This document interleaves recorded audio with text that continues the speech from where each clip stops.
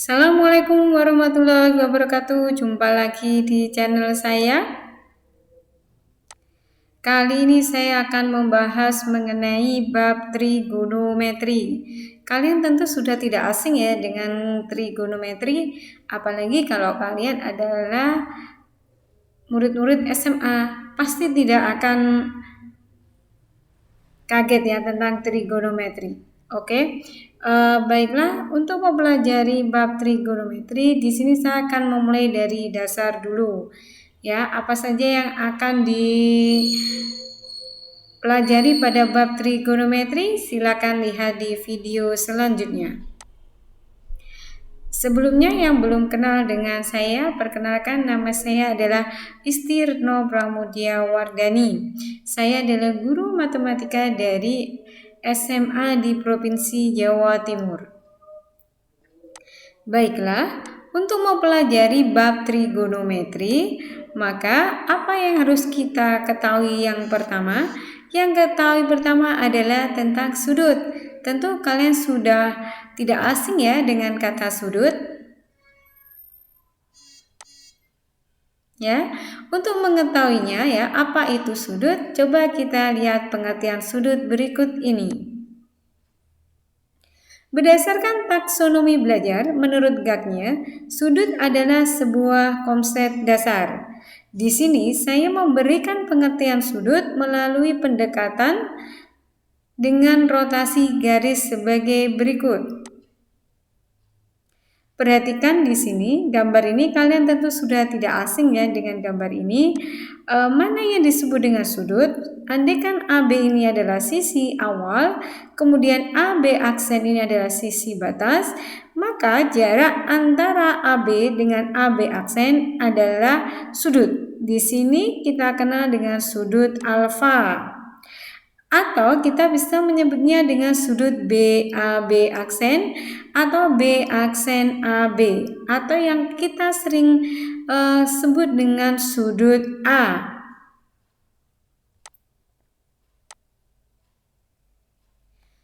Posisi sudut dibedakan menjadi dua, yaitu sudut dalam keadaan baku dan sudut dalam keadaan tidak baku.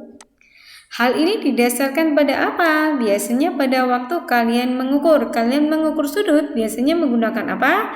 Menggunakan busur sudut. Kalau posisi dalam keadaan baku, maka seperti ini. Kita bisa menggambarnya dalam sumbu X dan Y, di mana sisi awal ini sejajar dengan sumbu X. Berarti ini adalah sudut dalam keadaan baku, jadi kita mudah untuk mengukurnya.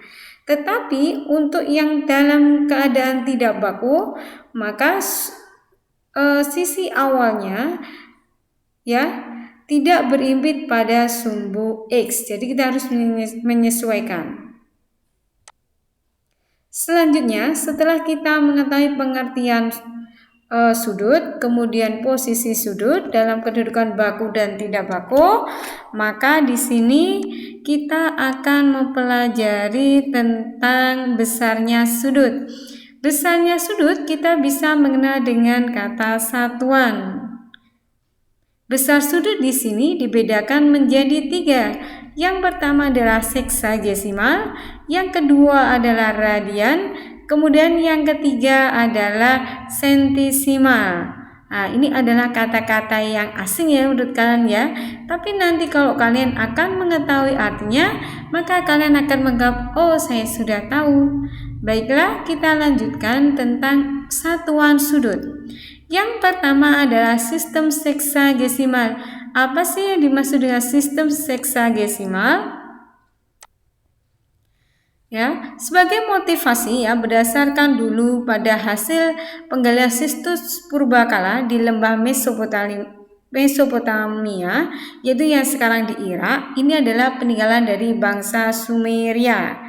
Ya, di sini adalah menyatakan bahwa satu lingkaran penuh dibagi menjadi 360 derajat. Nah, kalian mengenalkan dengan istilah derajat. Nah, derajat ini adalah secara umum kita tahu dalam pengukuran sudut. Ingat ya, jadi satu lingkaran penuh berapa derajat? 360 derajat. Nah, ini yang umumnya akan nanti kita pakai. Jadi dikenal dengan sistem seksagesimal. Ternyata sudah tidak asing lagi kan? Ternyata sistem seksagesimal kita sudah tahu kalau satu lingkaran itu adalah 360 derajat. Nah, satuannya ini adalah seperti ini, derajat. Ya. Kemudian di dalam buku kalian juga akan mengetahui 1 derajat itu ada berapa menit? 1 derajat itu ada 60 menit. Kemudian 1 menit ada berapa detik? 1 menit ada 60 detik. Jadi 1 derajat itu sama dengan 3600 detik. Hubungannya itu ya. Kemudian yang kedua adalah sistem radial. Nah, kalian ini juga sudah tahu ya tentang sistem radial. Di sini sistem radial ya hubungannya dengan jari-jari. Nah, ini dilatar belakangi dengan pengukuran sudut elevasi dari penembakan meriam dalam kemiliteran dahulu. Kalau dulu ukuran derajat sangat tidak lazim ya, maka di waktu itu dikenal dengan sistem radian. Nah, apa itu yang dimaksud dengan radian? Maka sudut 1 radian di sini adalah besar sudut pusat dari suatu lingkaran yang panjang busur di hadapan sudut tersebut adalah sama dengan jari-jari lingkaran tersebut, sehingga diperoleh 180 derajat sama dengan pi radian. Nah, ini hubungannya ya. Dari tadi sistem seksagesimal dengan sistem radial, maka di sini 180 derajat sama dengan pi radian. Kemudian diperoleh 1 radian sama dengan 57,296 derajat. Ya, hampir ya mendekati. Maka di sini kita peroleh 1 derajat sama dengan mendekati 0,017453 radian. Nah, gambarnya seperti ini ya. Maka dari sini ini ke sini ini adalah 1 radian. Sudut pusatnya ya. Selanjutnya yang ketiga adalah sistem sentesimal. Sistem sentesimal ini kalian pasti jarang sekali mengetahui. Yang biasa kalian tahu adalah derajat dan radian. Di sini saya mengenalkan saja sistem sentesimal, oke? Apa itu sistem sentesimal ya? Sistem sentesimal pada waktu zaman dahulu ya itu dikenal dengan teodolit. Ya, di sini satuan sudutnya sedikit berlainan ya dengan radian dan tadi yang derajat ya. Jadi agak berbeda. Nah, sistem sentesimal ini digunakan pada instrumen-instrumen yang berhubungan dengan astronomi atau peneropongan bintang. Di sini 1 putaran penuh adalah 400 grade. Beda ya tadi yang seksagesimal tadi ya. Kalau seksagesimal tadi adalah 1 lingkaran adalah 360 derajat. Kemudian untuk yang radian 180 derajat adalah pi radian. Kemudian di sini sentesimal adalah 400 grade untuk 1 putaran penuh. Jika setengah putaran maka 200 grade, seperempat putaran 100 grade. Gimana kalian mencarinya? Caranya kalau setengah putaran ya setengah kali 1 putaran. Putarannya berapa? 400 grade. Jadi setengah kali 400 sama dengan 200 grade. Kemudian untuk 1 grade ada berapa? Untuk 1 grade sama dengan besar sudutnya adalah 1/400 putaran. Kemudian untuk ukuran sudut yang lebih kecil kita kenal dengan 1 grade ini sama dengan 10 desigrade. 1 desigrade sama dengan 10 centigrade, 1 centigrade sama dengan 10 miligrade, kemudian 1 miligrade sama dengan 10 desimiligrade. Nah, ini adalah tentang sistem sentesimal.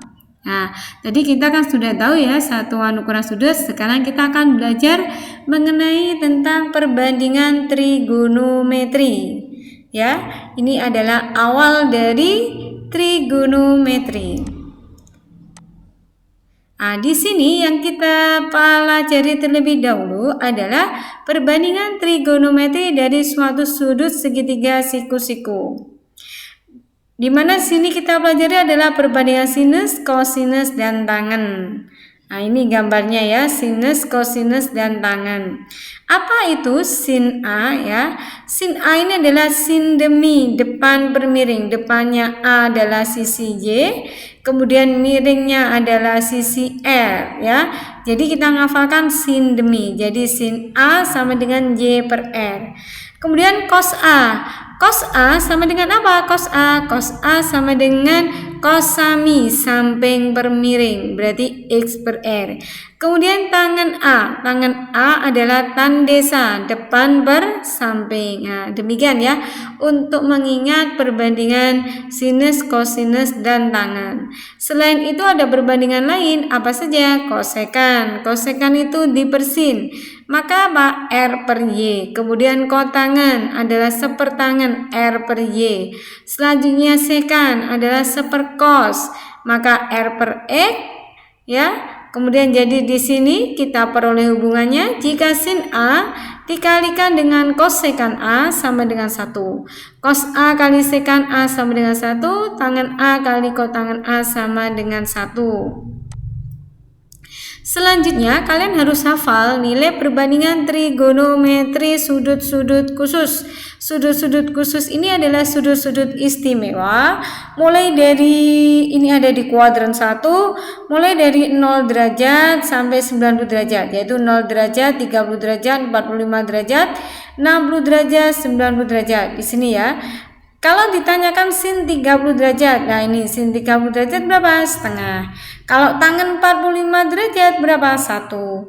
Kalau cos 90 derajat adalah 0 ya. Saya harap kalian nanti akan hafal nilai-nilai perbandingan trigonometri sin, cos, tangen pada sudut-sudut istimewa. Karena ini adalah bekal kalian untuk mempelajari bab selanjutnya. Kemudian koordinat kutub atau polar. Nah, ini yang mungkin agak asing buat kalian ya. Koordinat kutub atau polar di sini ya, di koordinat x, y, di mana x-nya adalah absis, y-nya adalah ordinat, maka koordinat kutubnya adalah r, a derajat. Nah, bagaimana caranya menentukan r dan a derajat?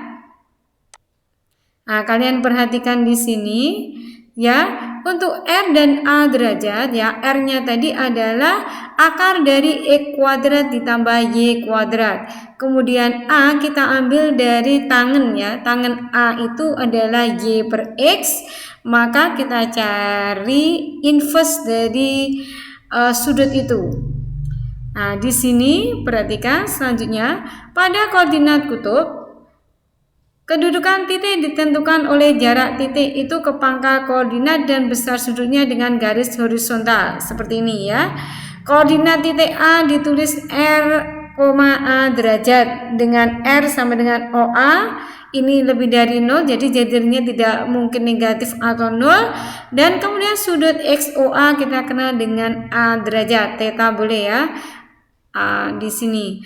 Maka koordinat hubungannya antara kartesius dan kutub adalah A sama dengan R, A derajat, kemudian A sama dengan X, Y, di mana X-nya ini adalah R kali cos A derajat, kemudian di sini R kali sin A derajat. Ingat R-nya apa?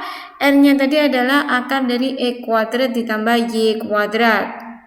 Kemudian A-nya tadi apa? Kita cari dari tangen A. Tangen A apa? Y per X. Kemudian diinverskan ya. Contoh di sini, ubahlah koordinat A 6,30 derajat ke koordinat kartesius. Di sini ya, di koordinat kutub dijadikan kartesius.